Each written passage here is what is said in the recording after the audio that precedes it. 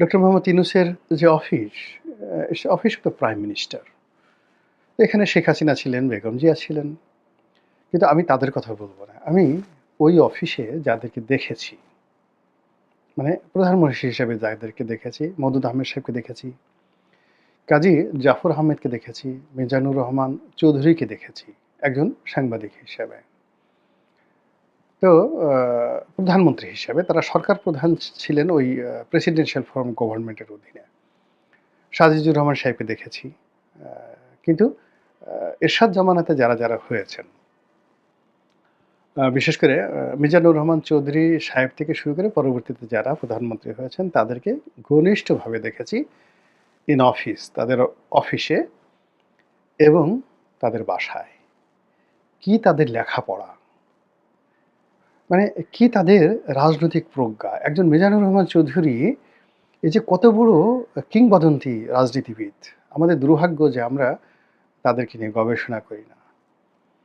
আ আমাদের উচিত এই যে তাদের ভাষণগুলো, একজন কাজী জাফর আহমেদ কিংবা মওদুদ আহমেদ, মানে তারা যে কি পরিমাণ লার্নেড ছিলেন।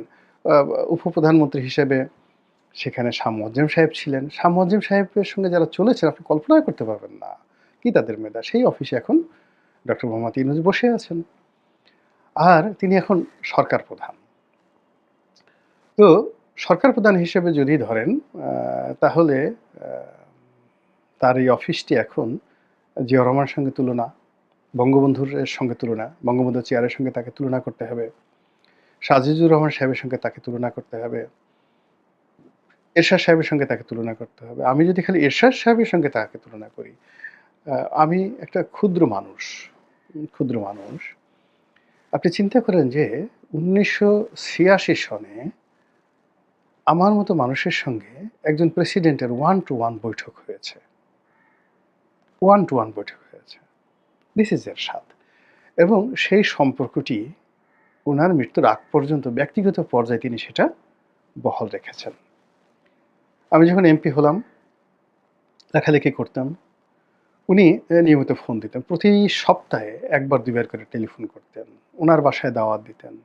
আমার দুটো হাতটা ধরে বলতেন যে, "বাবা, আমার যে গোল্ডেন সময়টা গেছে তখন যদি আমি তোমাকে পেতাম।" আমার স্ত্রীকে সহ আমাকে দাওয়াত করে উনার বাসায় খাওয়াতেন। কোনো সামাজিক অনুষ্ঠানে যখন দেখা হতো, আমি সে এমপি না, ধরেন যখন এমপি ছিলাম তখন উনি আমাকে হাত ধরে নিয়ে উনার রুমে নিয়ে খাইয়ে দিতেন। স্নেহ কাকে বলে? আবার ২০১৫ সনের পরে ধরেন আমি তো সংসদ সদস্য না।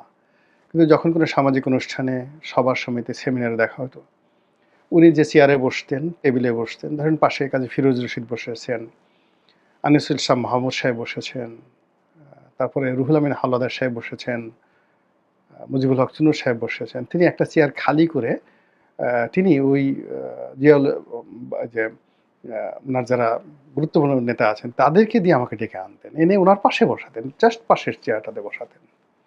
এখন বলেন তো, এই যে তার ভিতরে যে স্টেটসম্যানশিপ ছিল এটা খালি আমার সাথে নয়। তিনি তার এই ব্যক্তিগত যে সম্পর্কটি মেধাভিত্তিক, তিনি পীর হাবিবকে অ্যা যে সম্মান করতেন। তিনি মতিউর রহমান চৌধুরী মানে যার বিরুদ্ধে তিনি হুলিয়া জারি করেছিলেন একটা লেখার জন্য। আ যে দুর্নীতিবাজদের উল্লাস নৃত্য। তো সেই মতিউর রহমান চৌধুরীর বাসায় এসে তিনি তার সঙ্গে বন্ধুত্ব করেছিলেন রাজনীতির প্রয়োজনে। এই ছিল আ যাকে বলা হয় হুসাইন মোহাম্মদ এরশাদের রাজনৈতিক প্রজ্ঞা। ঠিক সেই চেয়ারটিতে ডক্টর মোহাম্মদ ইউনূস বসে আছেন। কিন্তু উনি বসে যাওয়ার পরেই মানে এই যে উনার যারা উত্তরসূরি ছিলেন, আ মানে উত্তরসূরি নয়, পূর্বসূরি যারা ছিলেন, তাদের যে ক্যারিকেচার, তাদের যে ক্যারিশমা, তাদের যে ব্যক্তিত্ব, সব জিনিসগুলো তিনি তো আরো সুন্দরভাবে অনুসরণ করবেন। বিকজ তিনি তো আন্তর্জাতিক মানের লোক। কিন্তু সেটা তিনি করেননি। তিনি বরং ওই যে তার প্রেস সচিব বলেছেন যে আসলে তিনি স্থানীয় পত্র-পত্রিকার সাথে সাক্ষাৎকার দিতে কমফোর্ট ফিল করেন না। ফলে মতিউর রহমান চৌধুরী, নুরুল কবির, গোলাম মোল্লা রনি, প্রথম আলোর মতিউর রহমান, মাহফুজ আনাম, মানে এইগুলোকে তার কাছে মনে হয়েছে এগুলো চিংড়ি মাছের ভর্তার মতো। তার চেয়ে বরং তার কাছে যদি CNN এর যেকোনো একজন জুনিয়র সাংবাদিক আসেন, তিনি তাদেরকে মনে করতেন এরা ফেরেশতার মতো। এবং এগুলো করতে, করতে তিনি যেখানে বসে যে কাজগুলো করছেন, সেই কাজের মধ্যে একটা বিরাট দূরত্ব তৈরি হয়ে গেছে। সেই দূরত্ব থেকে তার বন্ধন তৈরি হয়ে গেছে এবং তার ব্যর্থতা ক্রমশ বাড়ছে। তো এরই মধ্যে যখন জুলাই আগস্ট নতুন ২০২৫ সনের জুলাই আগস্টটা হলো, এখন এই জুলাই আগস্ট সেলিব্রেট করবে, তার সরকার করবে, সে করবে, তার দল এনসিপি করবে। তো সেক্ষেত্রে ব্যস্ততা বাড়বে, আনন্দ হবে, উৎসাহ হবে, উল্লাস হবে, আইনশৃঙ্খলা যেভাবে অবনতি হচ্ছে সেভাবে হবে, এটা স্বাভাবিক। কিন্তু অস্থিরতা কেন? নতুন আতঙ্ক কেন? এটাই হয়ে গেছে প্রবলেম। এবং সেই আতঙ্ক কি দেখেন একটার পর একটা থানা আক্রমণ হচ্ছে এবং ক্রমাগত গণরেপ, গণধর্ষণ বেড়ে যাচ্ছে। এবং একটা ব্যাপার হলো যখন ধর্ষণের সংখ্যা বেড়ে যায়, তখন ওখানে ওই সমাজে, রাষ্ট্রে আল্লাহর গজব নাজিল হয়ে যায়। ধর্ষণ এমন একটা জিনিস। তো এখন হঠাৎ করে আপনি দেখেন যে meticulous ওয়েতে ধর্ষণ বেড়ে যাচ্ছে। meticulous ওয়েতে থানাগুলো আবার সেই আক্রমণ হচ্ছে। আবার যে মবটা প্রায় বন্ধ হয়ে যাচ্ছিল, সেই মবগুলো আবার বন্ধ হয়ে যাচ্ছে। যেখানে মানে উনার যমুনার সঙ্গে যাকে বলা হয় বঙ্গভবনের একটা দূরত্ব তৈরি হয়েছিল, কিন্তু এটা অশান্তির যে একটা আবহাওয়া ছিল, সেই অশান্তির আবহাওয়াটা কিন্তু দূর হয়ে গিয়েছিল। সেই আশঙ্কাটা আবার এই সময়টাতে এসে আবার নতুন করে দেখা দিয়েছে।